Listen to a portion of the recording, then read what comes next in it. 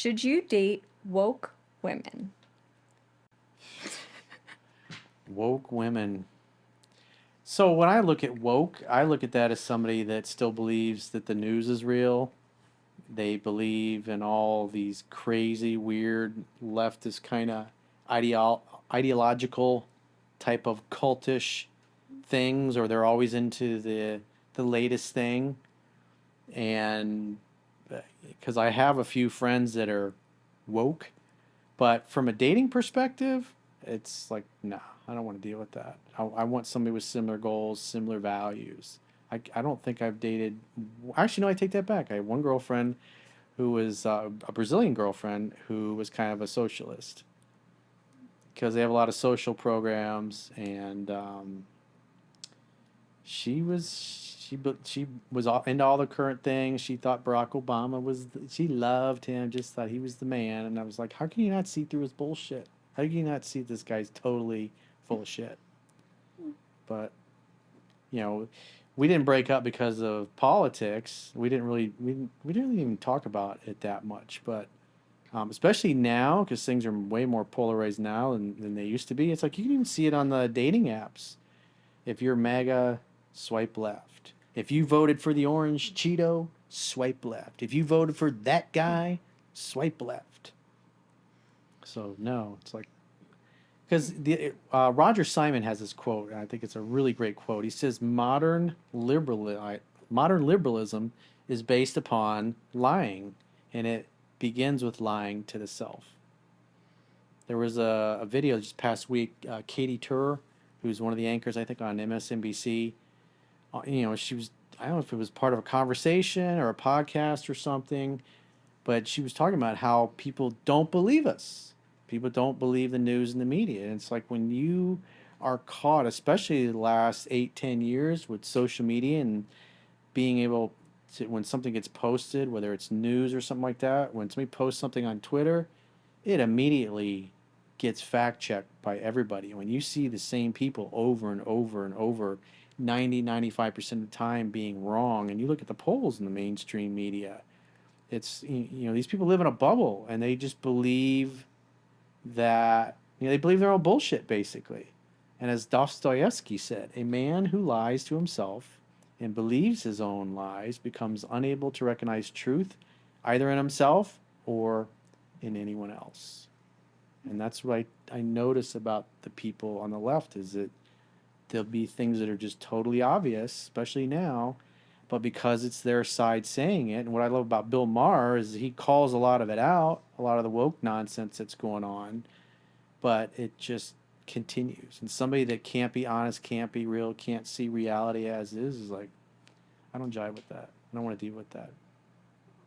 It's difficult enough having friends that are kind of woke and rolling your eyes and listen to the bullshit that comes out of their mouth. Thought you were going to say it's difficult enough to have a girlfriend. Yeah, well, that too. I mean, relationships are hard enough. Now you got one who's woke, and if you are conservative or libertarian, and they say you're a fascist, you're a racist, and they use all these ridiculous things. Mm-hmm. It's like, and then what is a fascist? Ask them to define what. Anytime somebody calls you a fascist, okay, what is a fascist? They say, well, it's Donald Trump and his supporters. Like, no, what is the definition of a fascism? Well, Benito Mussolini, who was the guy that basically invented fascism, he said it was the perfect merger of state and corporate interests. And so you look at somebody like Joe Biden, mm-hmm. who it's well known the corruption that he and his son were doing with all these deals with the Chinese elite. And then you got the Chinese elite. There's a video of a professor bragging about how for decades, going back 40 years, they have, in essence, been doing business deals with the elite in the West. And that's how they've been able to get the things done that they wanted to in the United States and policies, trade policies that were favorable to them, because these politicians don't give a shit. As long as they're getting rich for what they're doing, they don't give a damn about the American people. It's like Joe Biden talking about the border. It's like, they don't give a damn about closing the border. And if you look at the things that Joe Biden actually does, they totally line up with Klaus Schwab and the rest of the World Economic Forum. And so that's the one thing that it's always been frustrating growing up in the United States and seeing things over the decades. He's like, you got these politicians, I'm going to do this, I'm going to do that. And then they get into office and then they do the opposite of what they promise. You go, why? Why is that? Why would they do that? That seems weird. And then when you look at whatever the World Economic Forum is doing or they're saying is coming down the pipeline, they're 100% right. I mean, 100% of the time, the agenda, like even Klaus Schwab is on video, he says, we set the global agenda.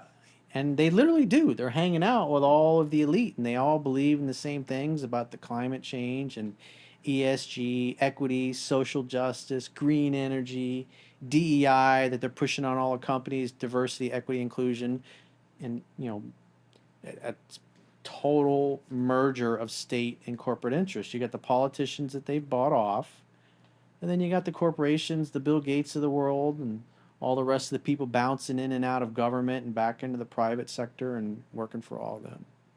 So I don't know how we got on that tangent, but Woke. it was Girlfriends. the woke stuff, and a lot of the woke stuff is being pushed because that's cultural Marxism. And what Marxism does to accumulate power is what's called the Hegelian dialectic, where you get two opposing forces to have friction and argue and it's like everything's polarized. It's either the Republicans are pro-gun and the Democrats are anti-gun, they should be banned. But at the end of the day, the overall issue is they do not want the private citizens of the world having guns, because the reality is that the real reason why the World Economic Forum people, the Klaus Schwabs, the people on the left want to ban guns is because they want to do things to the people that they know would get them shot. That's the bottom line. And so when they do these things that they really want to do, I mean, if you look at like what happened in Australia, where people were forcibly removed from their homes and put in quarantine camps, it was happening in Canada. They want the government to have a monopoly on force. And if only the government and the criminals have guns, I mean, look at Mexico.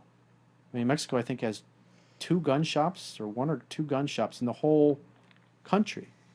And the cartels and the government basically control everything. And then the people are kind of caught in the middle of all this, and they're totally defenseless. But what's interesting is there's several areas in Mexico where the people got fed up and they went and got themselves some guns, and any of the cartel people that caused any shit, they just shot them and killed them. And so their areas are some of the safest areas in Mexico because the people are armed. They have roadblocks and checkpoints going in and out of their areas of the city there, and anybody that doesn't belong.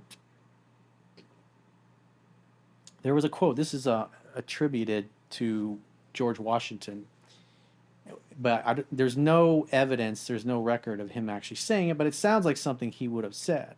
He said the very atmosphere of firearms anywhere and everywhere restrains evil interference. They deserve a place of honor with all that is good.